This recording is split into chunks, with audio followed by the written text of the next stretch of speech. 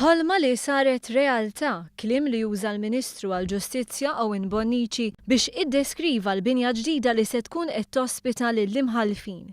Il-Ministru inawgura l-binja St. Thomas More fil-Belt Valletta li tiġi wara l-Qorti tal-Ġustizzja.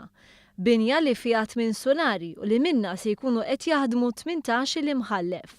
B'kollox hawn 23 imħallef iservu fil-qrati Maltin.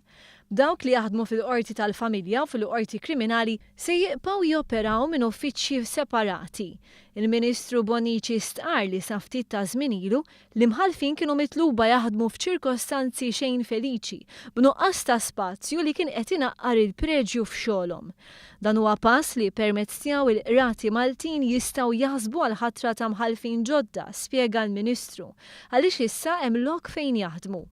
Il-binja ġdida saret permezz ta' proġett li sewa kważi 2 miljun euro u li beda fl-2012. Qabel beda l-proġett, il-binja bil-kemm kienet tintaraf fi stat ta' abbandun. Mistennijat is-sok tal-ħidma biex titlesta parti oħra mill-proġett, pont li se jkun qed jaqgħad il-binja mal-qorti biex bekk l-imħallfin ikollhom aċċess dirett. Ta' min jgħid li l-binja mhux se tkun qed tospita biss lill-imħallfin iżda wkoll il-ħaddiema tagħhom. Il-Prim Imħallef Silvio Camilleri esprima l-apprezzament tiegħu għall-ħidma li saret favur spazju xieraq għall-ġudikatura.